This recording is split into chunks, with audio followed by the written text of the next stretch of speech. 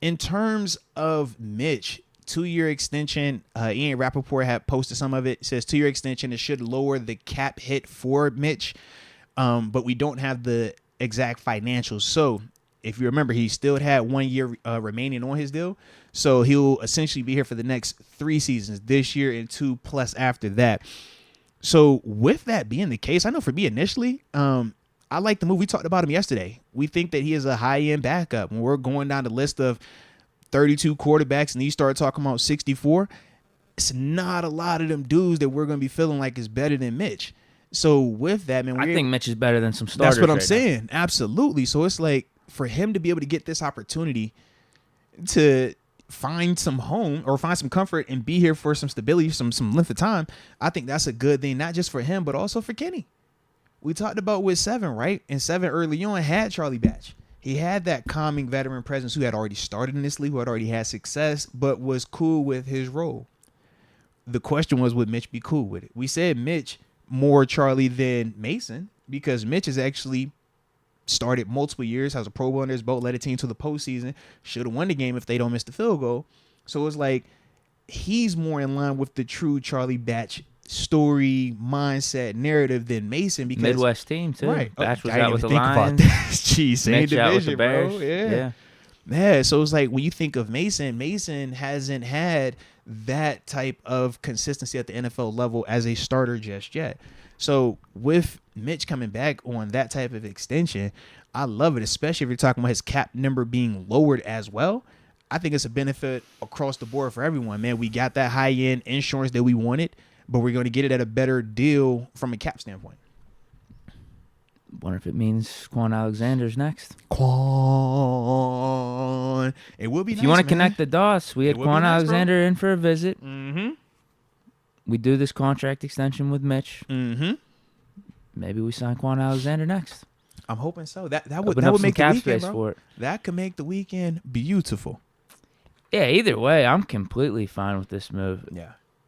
I have said this multiple times. I'm 100% fine with Mitch being our backup, even particularly long term. It just goes back to what we've been talking about. Does Mitch want that? And I guess he's cool with it. I'm actually surprised he likes it here. For him to sign the 2-year extension, I'm surprised he wants to stay. I'm not gonna lie. But think about it, bro. I look at it differently. For Mitch, I'm happy about it. Yeah, for Mitch, man, I look at this one of two ways. No, I think of it one of two ways for Mitch, man.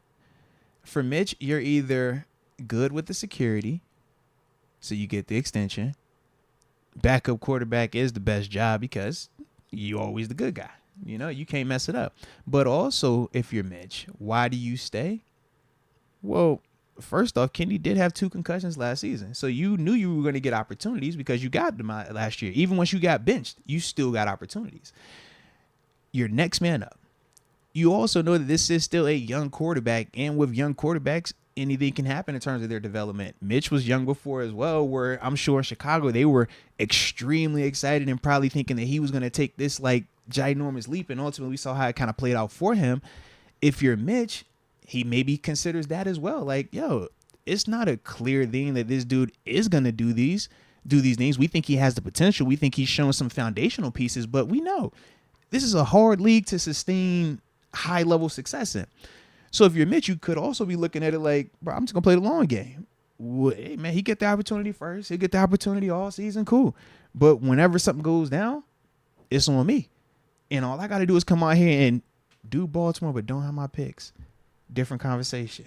Do Tampa. You know what I mean? Like, do those type of things. And it's like, nah, man, you would be viewed a lot differently here. Because we were starting to view him a little bit differently. So I think for him, it could be that as well, man. Just across the board, I think it's a good situation for him. Yeah, I view him differently, even with the Baltimore picks. I just feel like those were stupid decisions. Yeah. Really? Whereas, like, the first 3 weeks, I was just disappointed that it didn't feel like he was letting it sling it out. It like, was conservative. I'm with you, bro. Dude, just go out there and try to ball out. Try to be an X factor. Try to be a difference maker in us getting a win as opposed to just playing it safe. But I saw that in the Tampa Bay game. Mm-hmm. I saw that in the Carolina game. Mm-hmm. I even saw it in the Baltimore game. It's just unfortunate 3 picks. So I actually gained gained a level of respect for Mitch. They were in the red zone too. 2 of them. Which one? And that Ravens game. Yeah. And the other one was, I think, across the 50. Mm-hmm. He just tossed it aggressive, up. Yeah, he just didn't even care. He just tossed it up. But no, I think I gained a little bit of a level of respect for Mitch, seeing how he performed after the benching and having to go in and actually play in those games. Think about it. I mean, we just signed the guy that's undefeated against Burrow and sent Tom Brady into retirement. Hey now. Actually, is he undefeated against Burrow? Did he? Yeah, he's undefeated. He only played against him once. Yeah. Mm-hmm. Did he play against him when he was with the Bears? That would have been. It doesn't matter. It wasn't. Would that have been Burrow's rookie year? Yeah. Remember, Joe got hurt his rookie year though. I don't know. Yeah, it would have had to been in those first 7 or 8 weeks. Games, yeah. I think it's good for him, man. We're just gonna roll with that narrative. It sounds better that way. Yeah, he took him out week 1. I like it, man. Yeah, I really like this signing. I guess I'm a little curious as to why Mitch locked himself in for an additional 2 years. But again, maybe he just likes it here. Maybe he's fine being the backup, and he's getting some security with money too. He's got to be getting paid. We were talking about this a little bit before we started recording. He's got to be getting paid a premium for that backup role. I'm gonna guess it's around 6 or 7 per year. Yeah, a solid backup's getting 4 or 5, but for Mitch, 6 or 7. I think that makes sense. I'm with you, man. I definitely agree. Now maybe his last year too would be good for the Steelers, where Mitch maybe becomes a cap casualty, because I don't know if that makes sense for the Steelers to lock Mitch for those 2 or 3 extra years, and if he's having like a $6 or $7 million cap hit being a backup, you know what I mean? I do, man. Like I said, I just think we'll just have to see the numbers when they come out.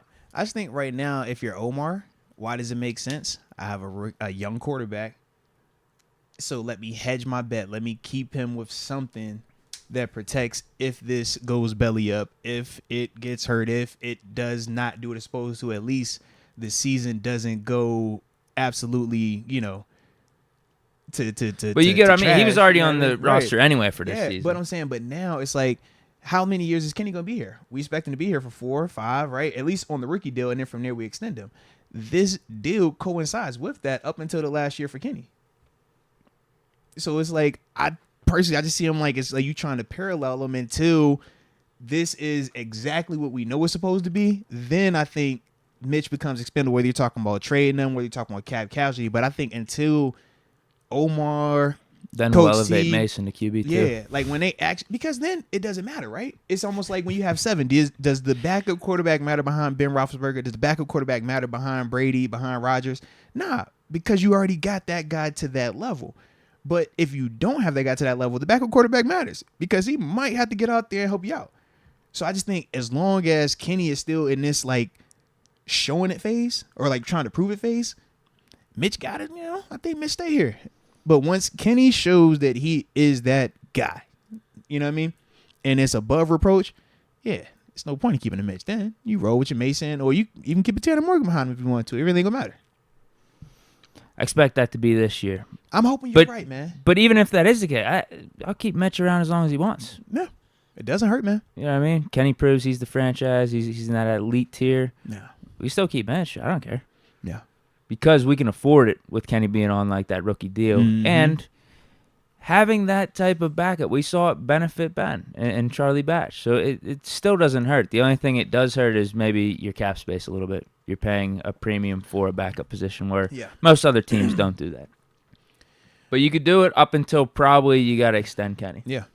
But then at that point, Mitch's market might be less. Yeah. And where you can maybe get him back for only $2 million. And once again, if we're to the point where we're talking about extending Kenny to that type of deal, we're not going to be tripping about the backup quarterback's money because we're going to say we have our guy.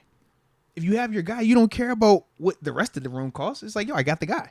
But if you don't have the guy, that's when that backup quarterback money really becomes more of a conversation, man.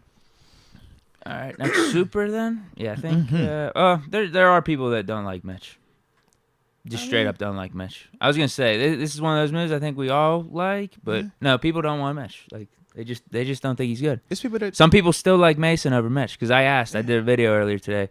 I was like, is the sentiments true? Yeah. Heading into the Panthers game last year, do they still hold true now? Yeah.